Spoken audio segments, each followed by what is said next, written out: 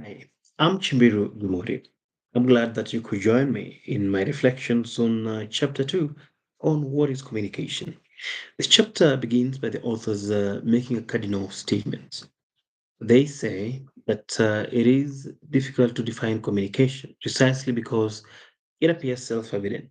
It appears quite obvious to people, after all, as it is the sending and receiving of messages, interactions, and sharing of information. They go ahead to explain that communication is far much broader than that, and they bring in other uh, aspects of quantitative studies around how messages are produced, how they are processed, and their effects on the intended recipients. The question of communication not being able to define itself or claim its natural space is also explained further by Peters in 1986, who opines that the challenge of communication not being able to define itself, at least from its intellectual focus, can be blamed on the fathers of communication, who, instead of giving it some coherence, decided to focus much more on expanding the scope of communication and never bothering about how communication then relates with other neighboring disciplines. So, this being the case, then made communication not thrive as much as the founders would have wished, or the scholars of the time would have wished. But Gonzalez comes out very clearly to state that indeed communication has grown and thrived because of its interdisciplinary aspect. And that is not because of its expansionist tendencies that it has grown, but because of its sheer focus on solving practical problems in the society. And that's indeed its strength as a discipline. Solving practical problems is at the core of what communication does. He goes ahead to say that communication emerged from scholars across very diverse disciplines such as journalism, psychology, sociology, engineering, mathematics, to name but a few. The roots of communication, therefore, are interdisciplinary in nature. That is not in dispute. And indeed, political science, psychology, and marketing are some of the disciplines that can be seen really leveraging the power of communications for them to thrive. Indeed, concepts of cross pollination and cross referencing in any discipline is now being viewed by scholars as actually quite a useful approach in terms of how discipline and disciplines and also intellectual growth can be realized.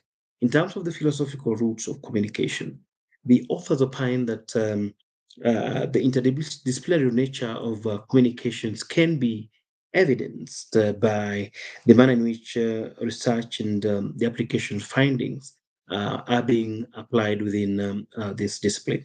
And looking at the philosophical approaches and the philosophical underpinnings of communication, the authors argue, for instance, praxeology, which is the theory of human action, how human beings behave and see things. And they speak of ontology, which is the theory of being, how things exist. They speak about epistemology, which is the theory of knowledge, how we know what we know and how we know that we know what we know. And also about axiology, which is the theory of value. What value do we make out of what we know? So that's very important philosophical underpinnings that communication relies on. Going ahead again, looking at what the various scholars then have attempted in terms of explaining what communication is. Some, like Tenholm, 1986, defines communication as a process by which a source transmits a message to a receiver through some channel. Then it means that a channel or a medium is a key component of any successful communication endeavor. Banland, 1968, defines communication as an effort after meaning. But this explanation is being challenged as being too vague to be pragmatically useful to any understanding.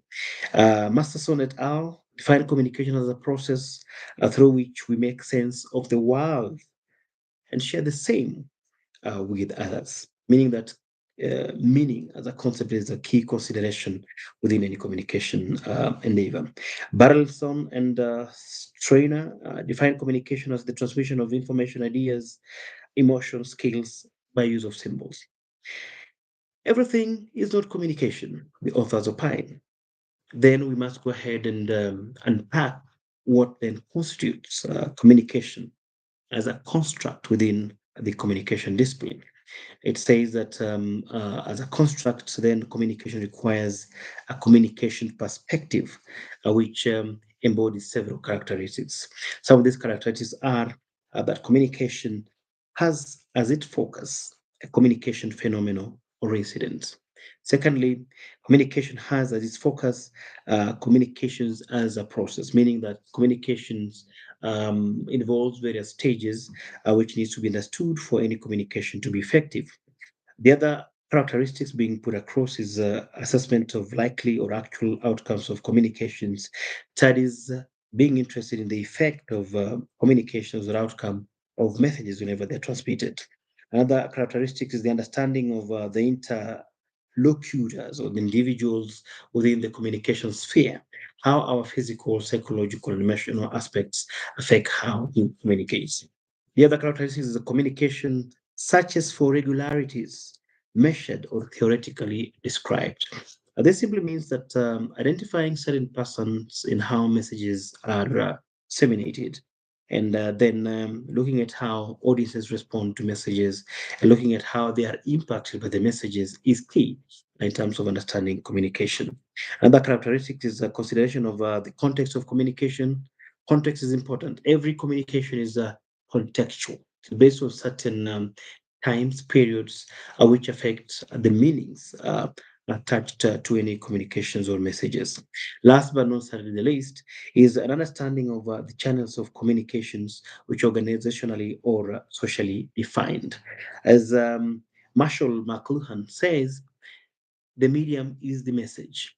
Selecting the right medium for disseminating certain information is as good as the information itself being successfully sent, perceived, and responded to.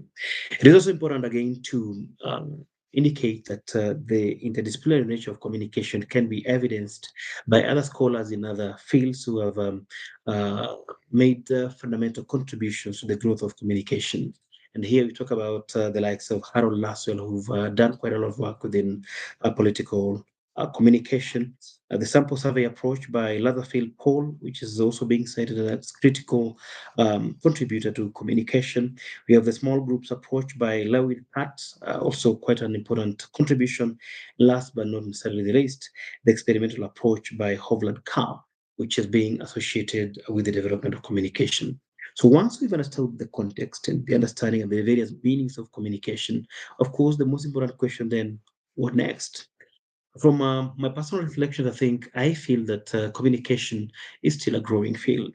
It's being impacted by new and emerging dynamics within its ecosystem, which might impact the forms and shapes it takes going into the future. Take, for instance, the place of emerging technologies in how they influence the application of communication in its various shapes and how they affect the transmission of messages from one point to another. New frontiers of technologies that are changing how people communicate, the new norms in society that affect how people decode messages, the new languages emerging that affect how words are being formed and how they are being transmitted within certain contexts are key in defining communication even going into the future. So it is important that indeed the scholars will be alive to these emerging dynamics that might fundamentally impact how communication grows and how it thrives going into the future, without, of course, forgetting that communications is edified by other disciplines, just as it edifies the disciplines themselves. Thank you very much indeed for your time.